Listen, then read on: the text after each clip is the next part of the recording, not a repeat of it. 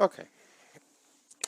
Hello, everybody. I'm hoping I can get one review in before breakfast is ready upstairs. Just because I've kind of been just piling on watching movies as I go, and then I kind of just review like a group of them.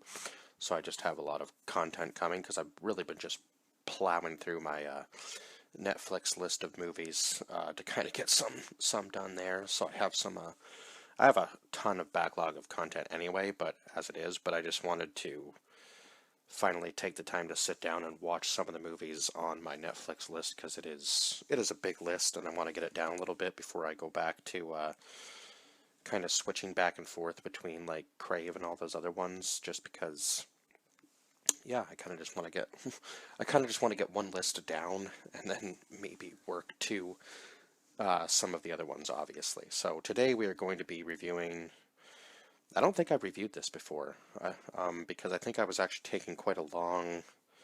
Yeah, so this came out in 2018, so I think that this would have been when I took a little bit of a. I think I took a year break or whatever from a little bit, maybe a year or more break from YouTube, just because I was going through some personal stuff at that point in time. So, I mean, if you want to go back and watch that video, I guess you can when I came back and talked about all that, but that's not what we're here to get into today. So today, we are going to review the Happytime murders. So this is about puppets and humans living together, which I know seems like kind of a weird concept, but I guess it's kind of like a Muppets film for adults. Not saying that you can't watch the Muppets as an adult, but this was definitely not your everyday average puppet film, that's for sure. So yeah, it's about these puppets who used to be in this show called, was it just called Happytime? I think it might have been. Yeah, I'm trying to remember. Anyway, I think the show might have been called Happytime something, or maybe it was just called Happytime. I can't quite remember. Why did I think that was Jenny McCarthy? Hmm. Well, she looked a lot like her in this movie. I'll give her that.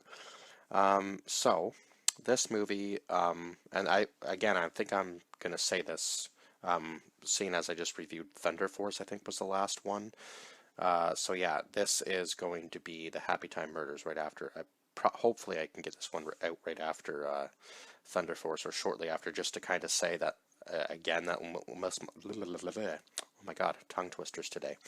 That Melissa McCarthy's acting just kind of shows, based on the script that I think is written for her. Either sometimes she's really good, and sometimes it's just really bad. I think maybe it's just sometimes I think a lot of directors will just do like the cut and paste. Um, so they'll just see her in one movie maybe where a certain type of style works, and they just kind of copy and paste that character into another movie for her, and then it just doesn't work with the next movie that she's going to be in, right? So yeah, it is kind of unfortunate that some actors kind of get that treatment, but yeah, each role should be a little bit different, and I feel like this just worked for her sense of humor, and I feel like maybe she could kind of be a little bit more of herself in this movie because she is a detective. So Detective Connie Edwards used to work with a puppet cop, um, who was,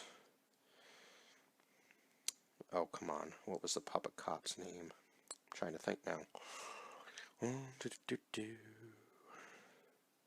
Oh, don't give me that. Come on, show me who voiced the puppet cop. They got it. They gotta give it to me. I would think, seeing as he was. Oh, the puppet cop name was Phil. That is right. So who voiced Phil? Ryan Tran. I don't know why they don't have a photo of him. Or maybe it's just not loading. Seems weird. I guess he hasn't really been in that much as a voice actor. Interesting. So I would say the main cast, obviously besides Phil, would be Elizabeth Banks played Jenny. I guess used to be like a love interest of his, And then Maya Maya Rudolph played Bubbles, who was, I guess, Phil's secretary, because he used to be a cop, but then he got um I don't know whether he got, I guess he would have been discharged, right? Because you don't get fired necessarily from being a cop. So he was discharged for obviously shooting the wrong person on a case that I guess him and Connie were working on way back in the day. And then this woman comes to see him at one point, and what was her name?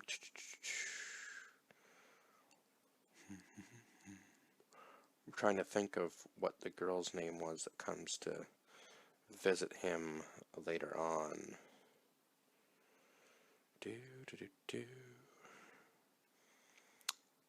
Yeah, damn, I can't remember for the life of me for whatever reason.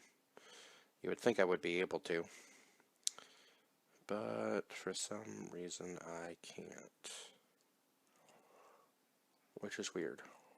Anyway, not that it, so anyway, this girl comes to visit him because she wants him to work this case for her or whatever, of this money that she thinks is going to be stolen, and then it turns out that she's actually the bad guy, and she was actually the daughter of the guy that he had shot previously at the beginning of the movie when he was working with Connie on this original case. And the evidence ends up getting burned, so they kind of have to go undercover, I guess, basically, and kill her themselves, right? Because, yeah, otherwise she would have just kept killing all the Happytime gang, because she kills Phil's brother, she kills the rabbit character that was in the film, or in the show. Oh my god, I got a kernel stuck in my teeth and it keeps bothering me.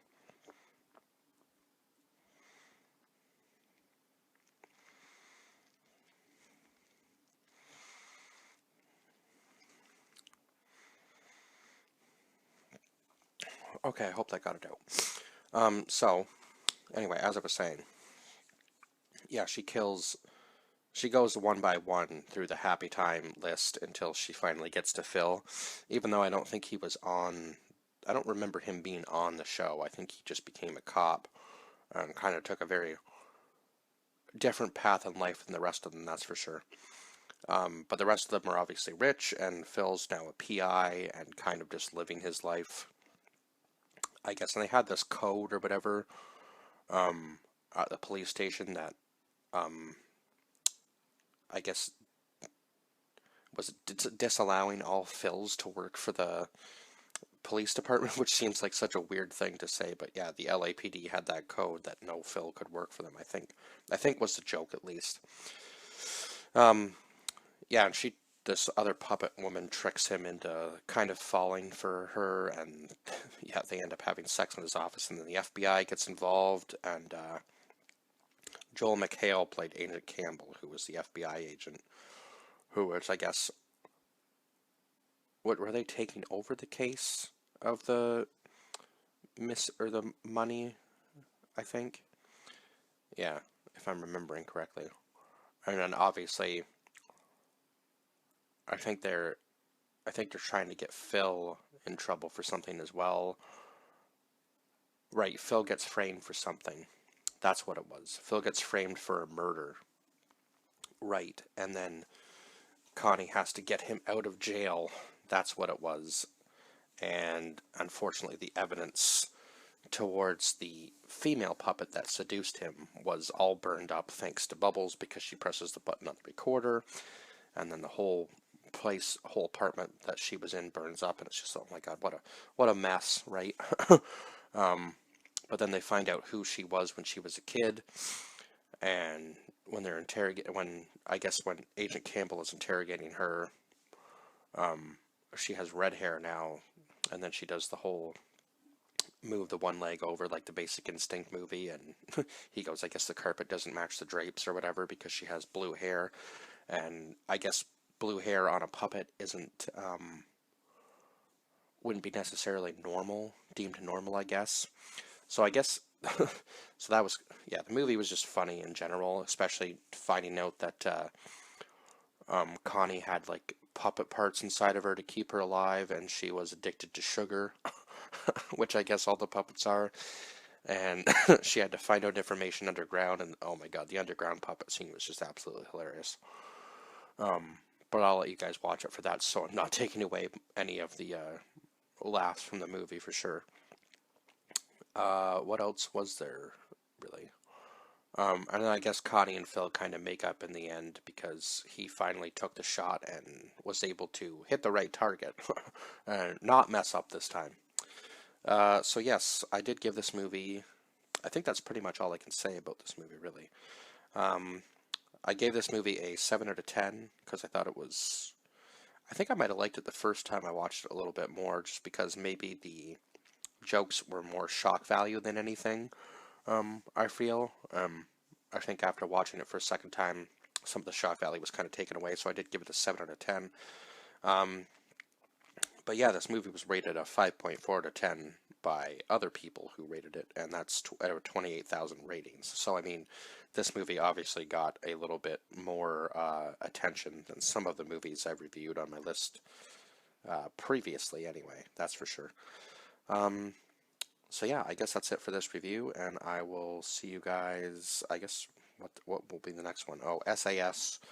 No, it says SAS Red Notice on here, but it was called SAS Rise of the Black Swan on Netflix, so that's what we're probably going to call it. Um, Seems kind of weird that the title is different on here, but anyhow, yeah, see you guys in the next review, and bye-bye for now.